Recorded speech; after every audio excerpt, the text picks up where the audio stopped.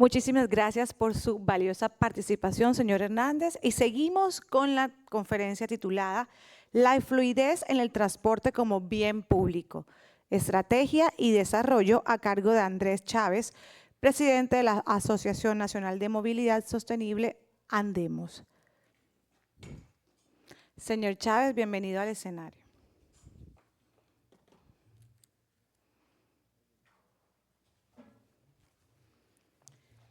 El tiempo a disposición lo puede seguir en las pantallas.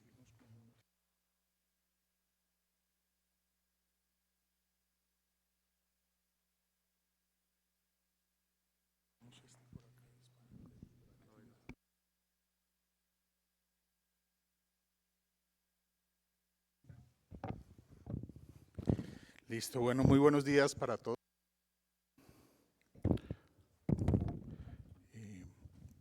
Quiero agradecerle al doctor Edgar, ¿dónde está el doctor Edgar?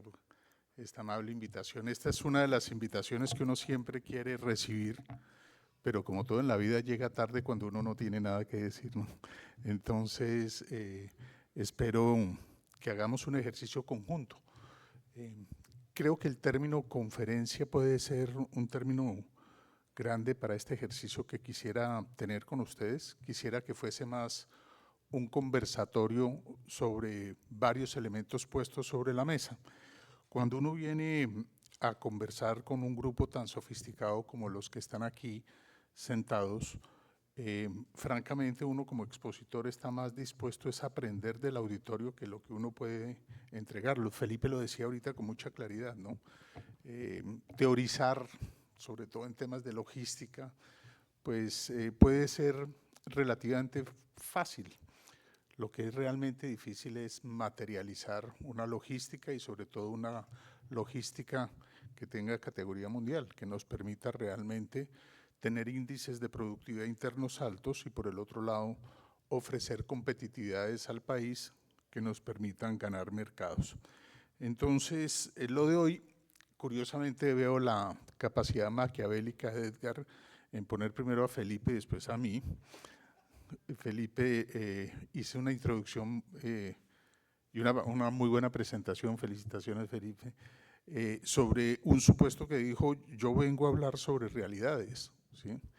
Infortunadamente yo vengo a hablar sobre ideas, no vengo a hablar sobre realidades. Vengo a hablar sobre, digamos, nuevos marcos conceptuales que creo que son indispensables poner en la agenda pública, pero que si no lo hacemos conjuntamente va a ser difícil, ¿cierto? Entonces, de alguna manera vengo también en un ejercicio de poder enamorarlos de una arquitectura conceptual que nos brinde posibilidades diferentes a las que tenemos hoy en día. Y esto de poner piezas sobre la mesa, pues no es un ejercicio sencillo, porque se convierte, puede ser un ejercicio un poco desordenado, ¿cierto? Entonces, para darle lógica, he construido, digamos, una referencia inicial de contexto general, un caso específico que es el que le corresponde a mi sector. Andemos, como el gremio que representa a los importadores de vehículos, pues tiene su propia historia y que la quiero compartir con ustedes. Y después vamos a las conclusiones. Espero que nos quede algún tiempo porque francamente me parecería que es muy importante escuchar algunas ideas de ustedes. Entonces, lo primero que tenemos que partir es del concepto de fluidez, ¿no?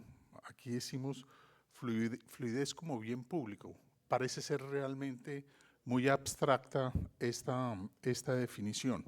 No obstante, esa abstracción, lo que tiene que empezar a encajar en esta charla es que logística es fluidez. ¿Sí? Realmente la logística es el flujo adecuado. Por lo tanto, el concepto de la fluidez como bien público para este espacio que estamos compartiendo hoy lo deberíamos entender como la logística como bien público. Y no es un tema menor.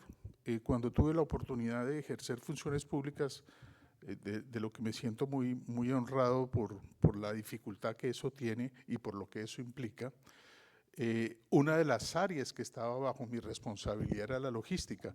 Y en ese debate permanente de logística, yo por naturaleza tengo una muy poca vocación hacia la intervención y tenía gran presión de muchos de los empresarios para facilitar la logística.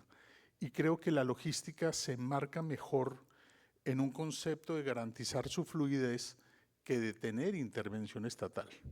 Entre otras cosas, porque la intervención estatal a veces, ustedes lo saben perfectamente, a veces es muy asertiva, pero cuando se equivoca nos genera unos inconvenientes enormes. Y en ese sentido, digamos que miramos y observamos con detenimiento los casos como los que tiene Uruguay con su agencia de logística, que es más un ente de articulación que propiamente un ente de intervención. Entonces, la primera idea es que vamos a hablar de la fluidez como bien público, pero me gustaría que la entendiéramos como logística entendida como bien público para que tenga utilidad práctica. La logística y la infraestructura pues es un concepto que ha sido pilar en el desarrollo de la humanidad.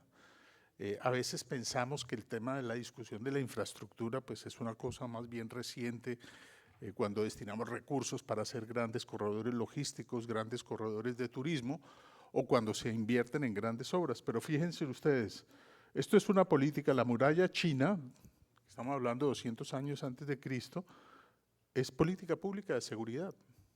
Política pública del emperador guiada a ofrecer seguridad a todo el conjunto de sus ciudadanos. La famosa Vía Apia de los romanos. Si uno habla de Italia o si habla de muchos de los estados contemporáneos, pues la infraestructura es connatural y ya veremos, digamos, dónde viene ese principal impulso desde el punto de vista de la infraestructura de los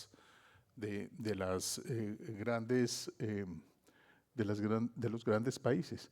Pero en el contexto romano estamos hablando 300 años antes de Cristo y cerca de 460 posteriores.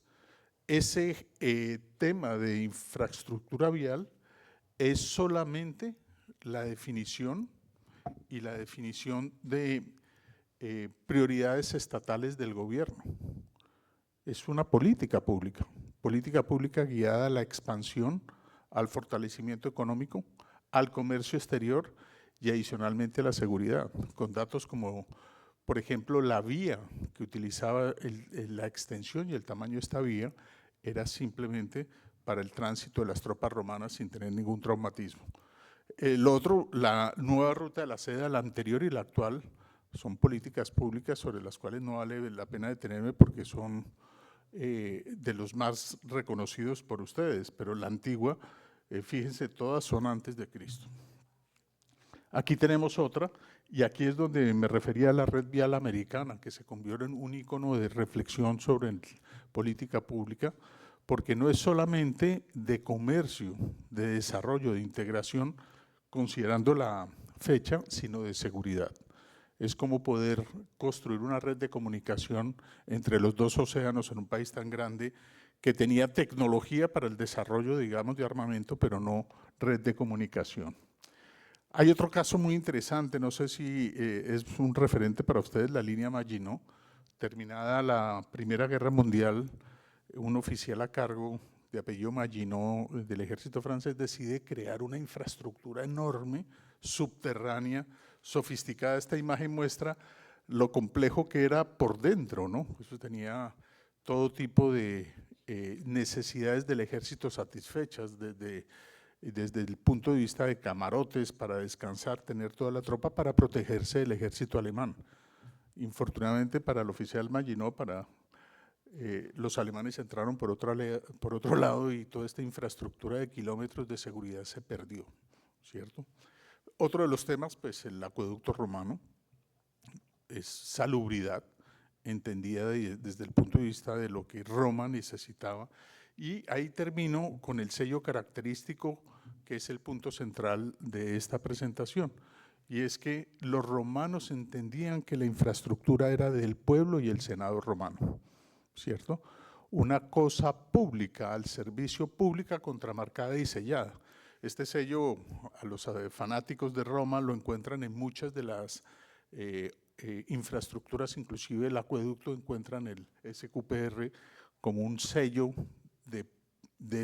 del orden público, de la necesidad pública y de la inversión pública del Estado o del, digamos, del Imperio Romano al servicio de su gente. Por lo tanto, esta discusión sobre el tema de servicio público y la infraestructura fue resuelta dentro de, digamos que la evolución de las constituciones contemporáneas vienen de la Declaración Universal de los Derechos Humanos, cuando la señora Roosevelt decide convocar en esa conformación del nuevo orden mundial que ayer Bruce con mucha brillantez hablaba de la crisis y de la recomposición del mundo y del nuevo orden mundial. Él enfáticamente decía en algo que yo coincido con él, y es que la globalización como la entendemos terminó. Estaremos gestando las bases de la nueva globalización. Entonces, a mediados del siglo XX se conforma Naciones Unidas y dentro de la discusión de Naciones Unidas se crea un comité de derechos humanos.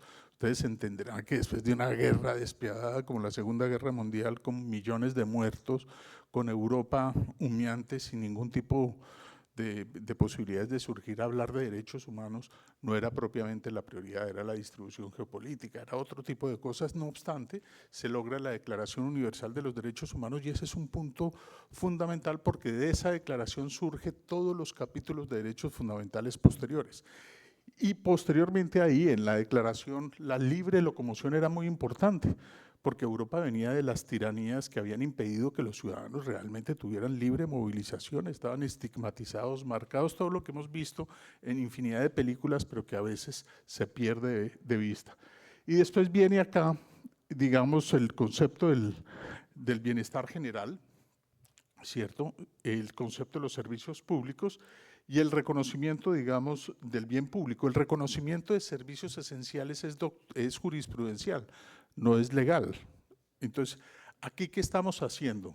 Generando estos elementos que les dije para concluir por qué la fluidez puede ser un bien público, pero por ahora necesitamos ir entendiendo esta arquitectura conceptual. Después de esto, esa naturaleza, digamos, del transporte entendido como transporte de infraestructura, termina siendo indispensable para el libre ejercicio de los derechos fundamentales. Y el libre ejercicio de los derechos fundamentales son la base del estado de bienestar. Aquí hay que entender, digamos, un poco la diferencia entre derechos fundamentales y derechos humanos europeos y nosotros. Pues, infortunadamente, Colombia, con estos índices tan altos de violencia, entendemos derechos humanos solo el extremo, ¿no? El de no matar, el de no perseguir, en fin. Pero Europa entiende derechos humanos el concepto la estructura que sostiene el estado de bienestar, la educación, el transporte, la alimentación, todo lo que significa garantías fundamentales para la sociedad. Y es ahí donde surge, digamos que este concepto de servicio público esencial, un elemento determinante para el libre ejercicio de los derechos fundamentales. ¿Por qué? Porque además tiene que ser eficiente, continuo y seguro, ¿cierto? Y ahí vamos entendiendo la importancia de la fluidez. Si llegáramos a reconocer la fluidez como un bien público, tendríamos que estar ofreciendo eficiencia, continuidad y seguridad. ¿Esto qué quiere decir? Que tendría que ser susceptible la fluidez de regulación para garantizarla, más no para hacerla.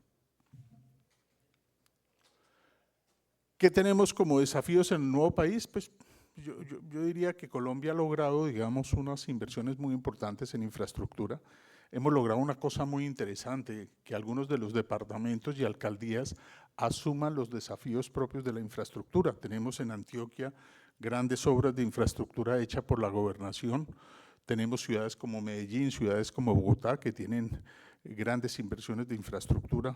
El presupuesto de Bogotá de infraestructura, aquí está Gabriela, que debe tener esas cifras más cercanas que yo, pero puede ser el 30% de la inversión en infraestructura que hizo el país en la última década.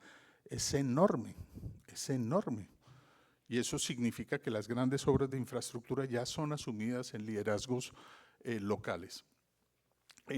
Entonces decimos que teniendo claro el avance ya propiamente de nuestra infraestructura, entonces como país tenemos en algunos casos carencias de sistemas de transporte masivo, es decir, por la cobertura de sistemas de transporte masivo no va más allá de 14 modelos.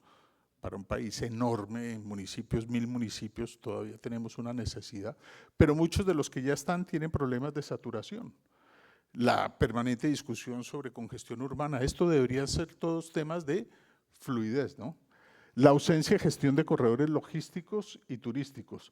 Ya no la discusión, no es la discusión si tenemos o no corredores. El problema es que ahora nos toca gestionarlos. Es decir, no podemos pensar en un corredor logístico si la carga sale de la costa norte hacia la Pacífica y se estiman, no sé, 18 horas de recorrido y hay en ese recorrido 4 o 5 municipios con pico y placas diferentes. Eso pues, significa imposibilidad física de poder hacer una buena planeación. Ahí tenemos problemas también del enfoque regulatorio. Yo quiero destacar eso, es decir, hasta dónde necesitamos ser regulados. Creo que el retroceso que ha hecho el Ministerio de Transporte, la ministra va a acompañarnos en unos minutos, así que voy a acelerar ese pedacito para evitarnos la discusión con la ministra, pero el retroceso en imponer sobrecostos a la logística simplemente para satisfacer modelos ya que el país había superado de subsidio es una muy mala señal, porque eso quiere decir que para volver a corregir eso vamos a tener que hacer otra vez un ejercicio muy doloroso de inmovilizaciones y de paros porque se entienden como derechos reconocidos intervenciones inadecuadas en procesos logísticos y en reglas libres de mercado. La ausencia de institucionalidad en el tema de logística me parece que también es cierto, pero también tiene directa relación a que no va a haber institucionalidad si no hay bienes jurídicos a tutelar. Mientras la logística esté desamparada, de alguna manera, ¿cuál es el bien jurídico a tutelar? La mayoría de ellos pueden encontrarse en otro tipo de instituciones. Entonces creemos que conceptualmente, en la medida en que todos reconozcamos algún tipo de relevancia a este marco conceptual, podremos también sugerir que existan instituciones que lo representen. También tenemos el problema de orden público y de seguridad ciudadana. Yo creo que ustedes lo viven. Recientemente en el sector automotor hubo el robo de unas niñeras y uno habla con la policía.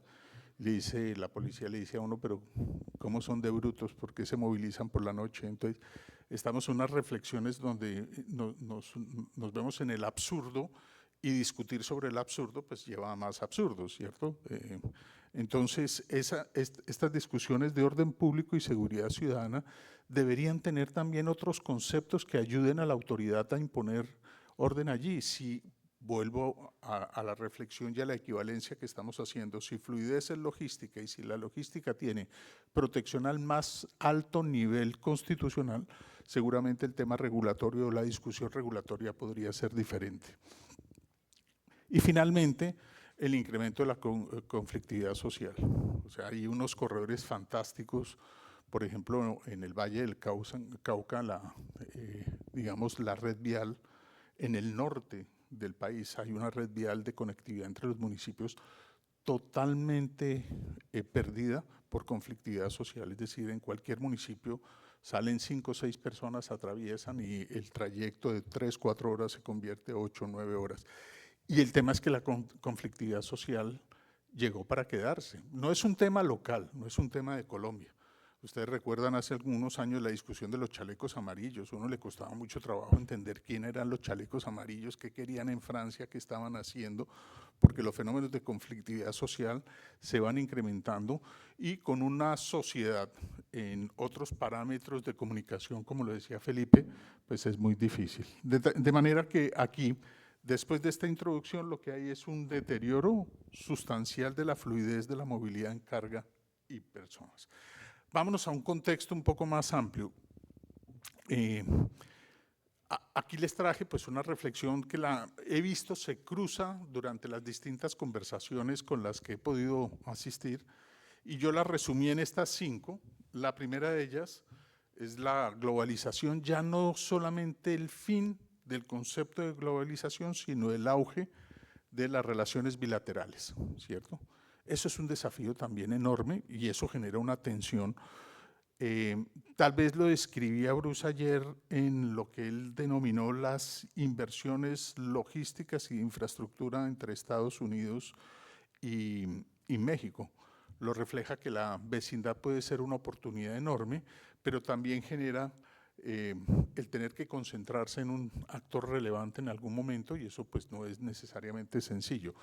Nosotros, como sociedad, pues no logramos ver los países desarrollados, pero tampoco los vecinos. Estamos en guerra arancelaria con Ecuador en una cosa que pues es casi caricaturesca, ¿no? Te pongo 40 de arancel, ahora te pongo 50 y ahora te subo a 70 y ya vamos en el 100% de aranceles.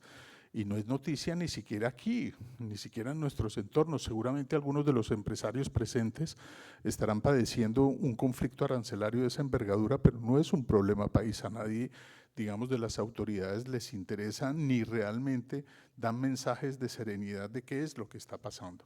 De manera que esta transformación de la globalización y la construcción de una nueva relación bilateral es una problemática compleja. La cuarta revolución industrial, no me voy a detener, Felipe ya hizo la reflexión más profunda sobre ella, el entorno digital, robotización, automatización. El tema de máxima protección de derechos humanos, este tema sí es muy importante y muy relevante, porque de la misma manera que hay una tendencia global a reducir el auge, digamos, de lo que se llamó la tendencia woke o la tendencia, digamos, de protección de minorías, por el otro lado hay una gran sensibilidad en los temas laborales y hay una gran sensibilidad en las cadenas logísticas y no podemos perder de vista que ese es un tema que tendremos que resolver máxime con el auge, digamos, de la inteligencia artificial. ODS y cambio climático, todo cambio climático es de ODS, de los Objetivos de Desarrollo Sostenible, pero no todos los ODS son de cambio climático. De manera que esa es una agenda. Fíjense ustedes la particularidad, mucha gente habla de por qué ciertos rangos o ciertos grupos de la juventud están con ciertos grupos políticos, es porque además no hemos podido mostrar a la juventud hacia dónde está la tendencia mundial. A nosotros en nuestras casas y en nuestras empresas pues no hablamos de esto, salvo las áreas de sostenibilidad que se volvieron como unos agentes ahí extraños en la organización que son los que hablan hacia dónde va el futuro. Pero el resto no tiene un diálogo amplio, lo tienen los jóvenes en sus redes sociales. Y es que la agenda global va hacia allá, la agenda global va hacia los objetivos de desarrollo sostenible, así coyunturalmente algunos gobiernos digan que no, porque este es un proceso que si lo miramos viene desde 1987, donde el informe Brundtland permitió que el mundo reflexionara sobre cuál era el modelo de desarrollo aceptable y la sostenibilidad entendida como la responsabilidad de desarrollo de la generación actual, sin comprometer la que viene, es un concepto que no se va a borrar, es un concepto que va a permanecer. Y finalmente, conflictividad social, que ya la hemos mencionado varias veces y que llegó para quedarse. Cualquiera que aspire a dirigir las empresas o a dirigir los gobiernos territoriales o nacionales tendrá que saber que debe lidiar con la conflictividad social. Pretender eliminarla es un error. Entonces aquí voy poniendo dos tipos de elementos. El primer elemento es el contexto global de infraestructura. Segundo, el desarrollo normativo y conceptual por el cual tiene garantías de orden constitucional y ahora vamos a ver una fotografía de cuál puede ser el caso transporte para tener unas conclusiones en los minutos que nos quedan. Este es el sector automotor en Colombia. Colombia no es representativo en el mundo, somos el 0.2% de las ventas mundiales. Aquí, por ejemplo, pues nos quejamos que hay muchos carros, pero en el mundo no representamos nada. Si uno compara Colombia con Brasil, Colombia no alcanza a ser el 10% de Brasil, y sin ser el 10% de Brasil, pues tenemos unos acuerdos comerciales interesantes y a pesar de eso, pues el gobierno quisiera que las preferencias arancelarias con Brasil se redujeran para que se hicieran inversiones en Colombia, es imposible. El sector automotor es una industria que es industria de globalización, por lo tanto no se puede mover con política pública porque se mueve con mercados. Voy a vender 2,5 millones de vehículos en Brasil porque voy a traer la industria donde se mueven 250.000 unidades. Si vamos a Argentina, que es más o menos lo mismo que Colombia, pues ellos venden el doble, mientras que Colombia está sobre 250.000 unidades, Brasil está sobre 500.000. Si vamos al Ecuador, que es la tercera parte de Colombia, vende un 50% de Colombia, vende 120.000 unidades, mientras son la tercera parte en Chile. Chile está en un porcentaje donde vende 50% más que Colombia, siendo la mitad de Colombia. Por lo tanto, el sector automotor en Colombia, desde la perspectiva, digamos, de capacidad de negociación global, es muy bajo. Sin embargo, tiene contribuciones importantes, 160 billones. Esto es el sector completo, la parte industrial de la ANDI, la parte comercial nuestra y la parte de servicios, que es de ustedes. Eso suma 160 billones de pesos con 35 billones en los temas de impuestos y 434.000 personas. Cuando uno lo mira desde la perspectiva del tamaño del sector, es pequeño, pero si lo mira desde las perspectivas económicas, es de alto impacto. Tiene un factor multiplicador de 1.73, lo que le da gran relevancia al sector. No obstante eso, miren cómo se ha comportado el sector en los últimos años. Tenemos desde el año 2012, 2013, 2014, donde se tuvo el mejor desempeño en ventas. Fíjense la crisis que se produjo en 23 y hay una leve mejoría en el 2025. Yo les contaba ayer una anécdota que el año pasado tuve una reunión con el señor ministro de Hacienda, se quedó mirándome fijamente y me dijo, les va bien, ¿no? Y yo creo que ese es el momento de mayor pánico que uno puede tener cuando un ministro de Hacienda le dice a uno que va bien. No es que vayamos bien, nos estamos recuperando de una crisis desde el punto de vista de estancamiento del sector bastante notorio. Aquí, no obstante, estancamiento, la recuperación la está haciendo lo que se llama, digamos, la movilidad sostenible, que son cero y bajas emisiones. Aquí podemos ver cómo el año pasado, en el total de las ventas, ya sumaba el año 2024, el 25% del año pasado ya estábamos en el 34% de las ventas, ¿cierto? 34% de las ventas en vehículos de cero y bajas emisiones, lo que representa una participación muy importante. El 2024 con cerca de 50.000 unidades y el 2025 con 74.000 unidades. Esos datos tan importantes nos dan que tenemos 227.000 unidades en todo el parque automotor, el 6%. Realmente somos en este tipo de políticas bastante poco representativo, ¿no? Pero aún así las queremos cambiar y queremos imponer el IVA y cambiar los aranceles porque nos parece que están llegando muchos carros de esa naturaleza. Aquí es donde está el verdadero problema. Este es el índice de obsolescencia y fíjense ustedes, no sé qué hice, pero bueno, ya les di la charla completa.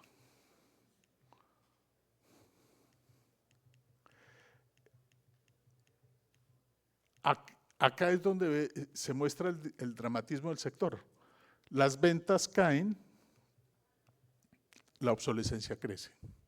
La obsolescencia crece porque no hay, digamos, desintegración ni chatarrización y porque el parque automotor no es reemplazado lo suficientemente con los vehículos nuevos que están ingresando.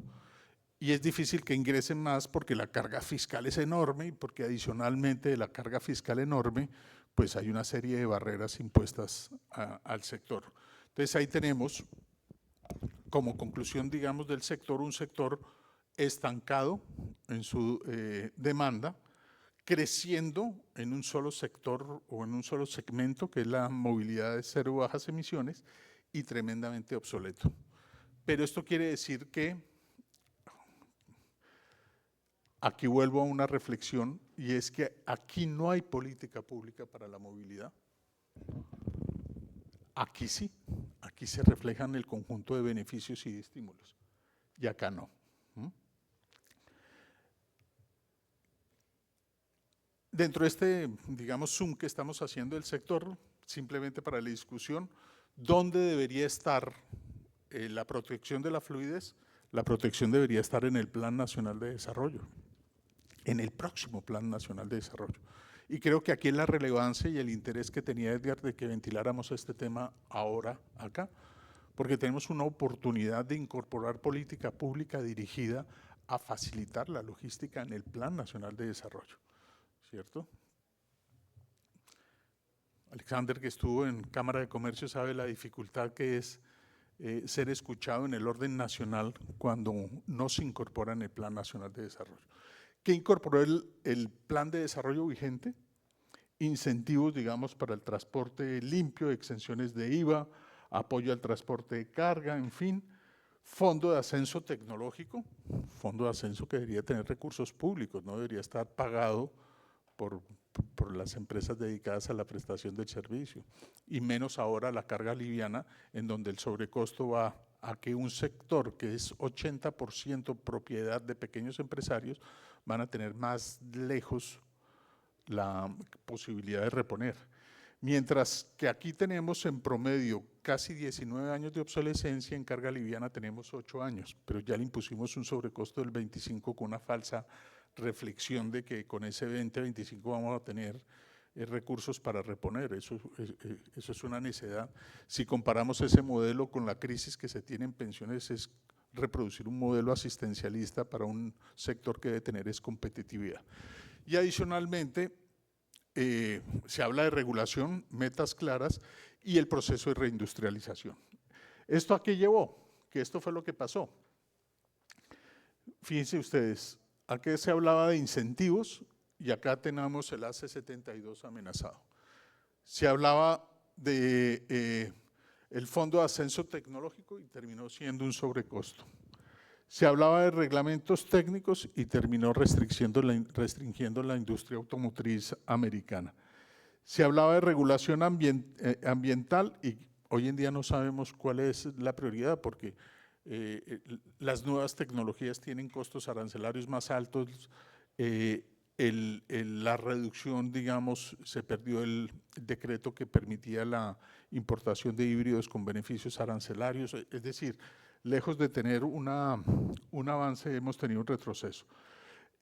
Además de perder los beneficios arancelarios, pues está el beneficio del IVA en peligro y una política de reindustrialización que no parece tener un foco, además de la pérdida, digamos, de la autoridad principal que es el Ministerio de Transporte, de liderazgo de la política pública sectorial.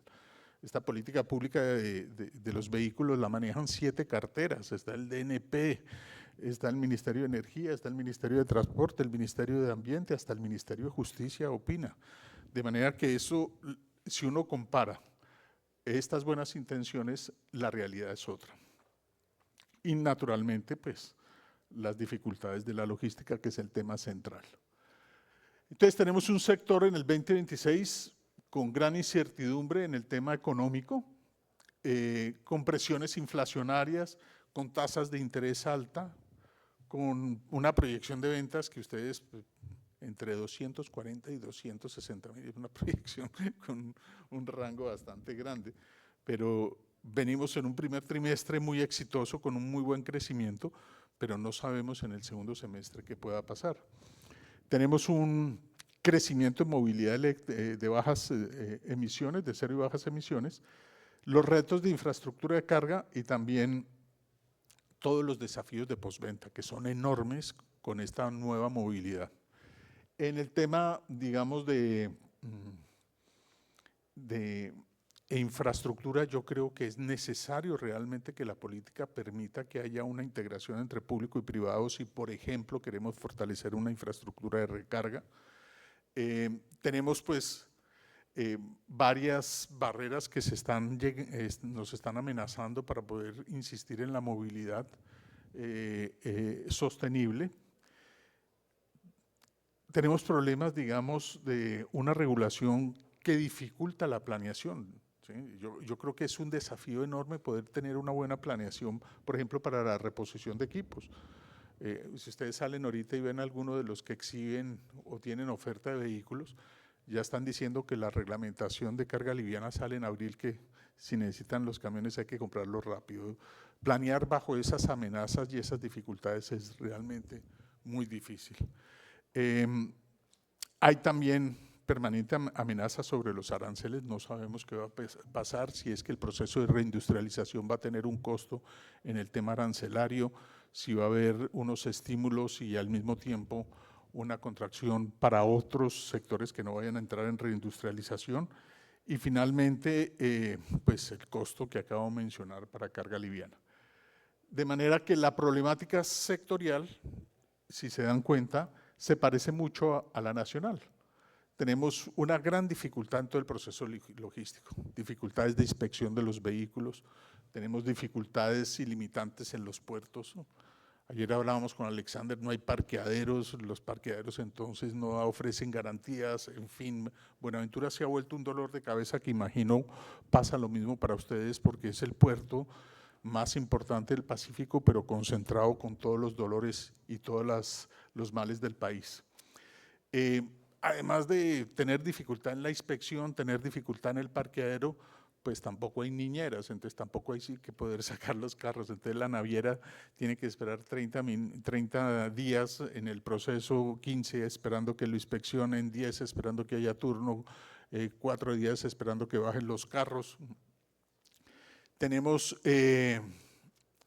problemas, digamos, en los horarios por seguridad, lo que les estaba diciendo es un ejemplo real, ustedes también lo deben vivir. El incremento de problemas, digamos, de orden público y conflictividad también. Por lo tanto, aquí, si comparamos la problemática nacional de infraestructura y este zoom que hemos hecho en el sector automotor, justificamos que estamos de frente a una problemática que requiere un marco y una arquitectura regulatoria diferente y mucho más elaborada y sofisticada de la que tenemos. Y aquí llegamos.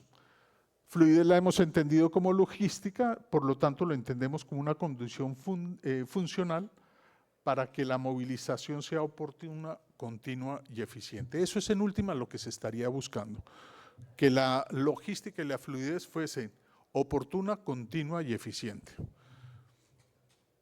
Ahora, si nosotros vemos desde la perspectiva de esa fluidez, pues no estamos hablando simplemente de un requisito, sino de un atributo con valor jurídico de mayor impacto y de mayor representación.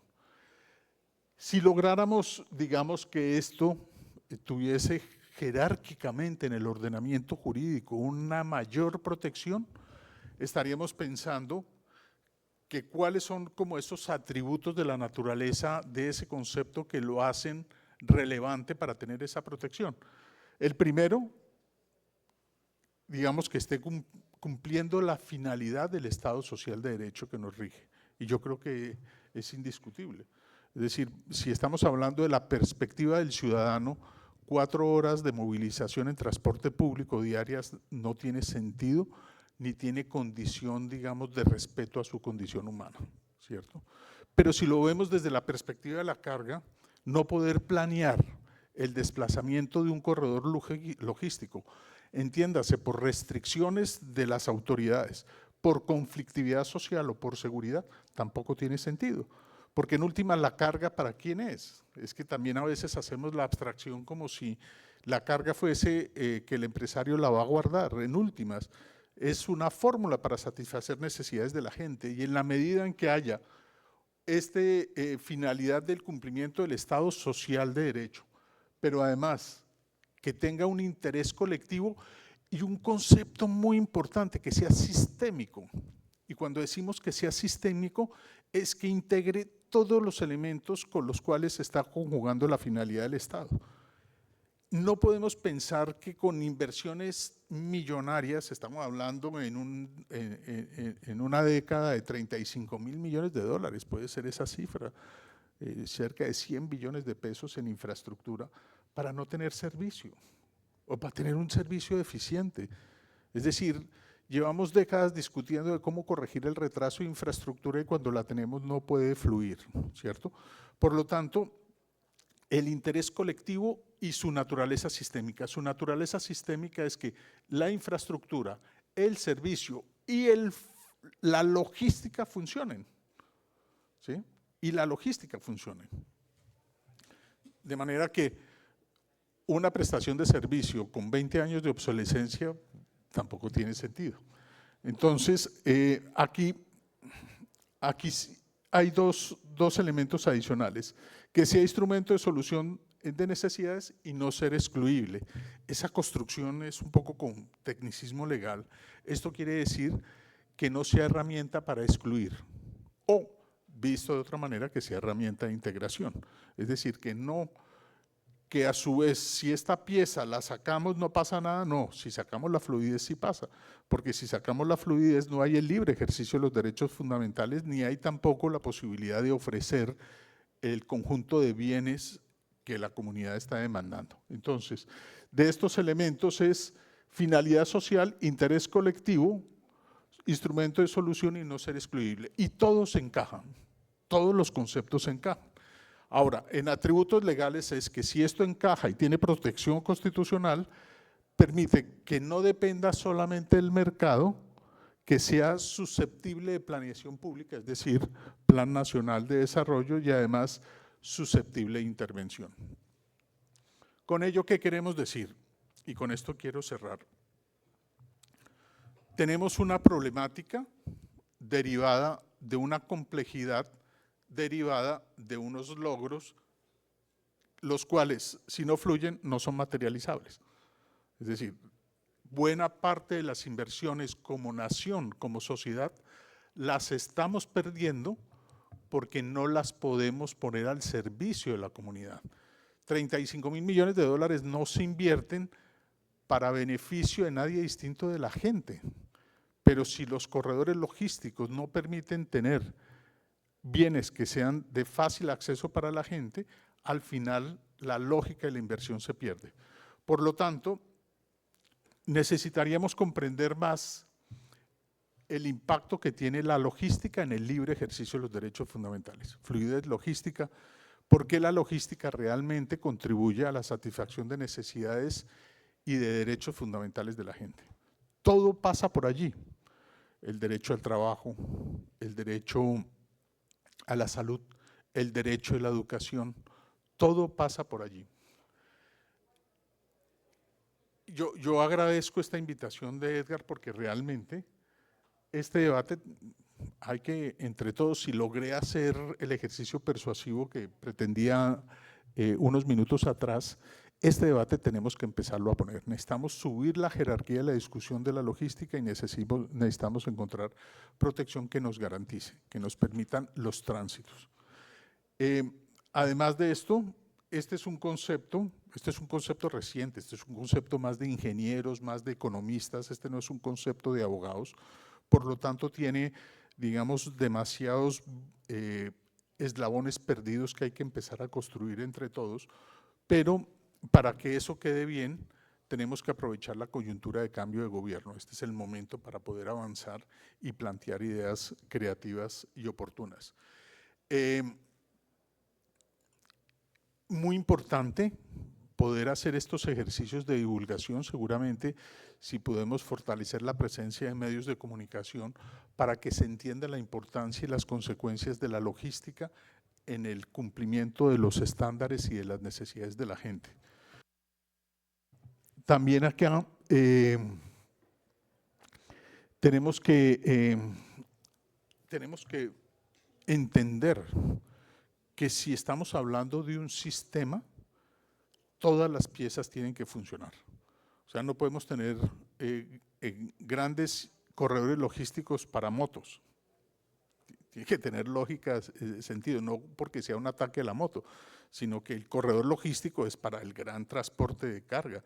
Por lo tanto, necesitamos que la carga tenga valor y que sea reconocida desde la perspectiva de la logística, y además que sea fácil entender por qué necesitamos también una reposición del parque automotor, porque esta discusión es completa, es una discusión sistémica, no es una discusión de partes.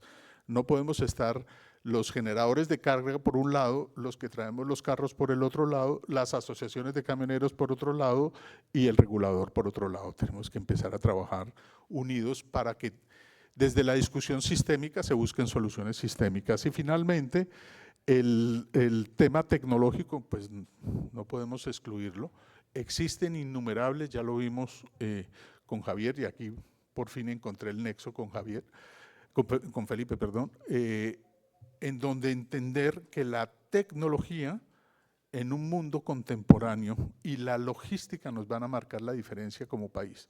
Si no mejoramos los estándares de eficiencia y de fluidez de nuestro diario transcurrir, seguramente vamos a tener una dificultad enorme para competir con otros países, y aquí me salió una alarma roja en el punto 6 al tiempo entre el vencimiento del tiempo que me asignaron y la última diapositiva. Así que les agradezco inmensamente el tiempo y la paciencia.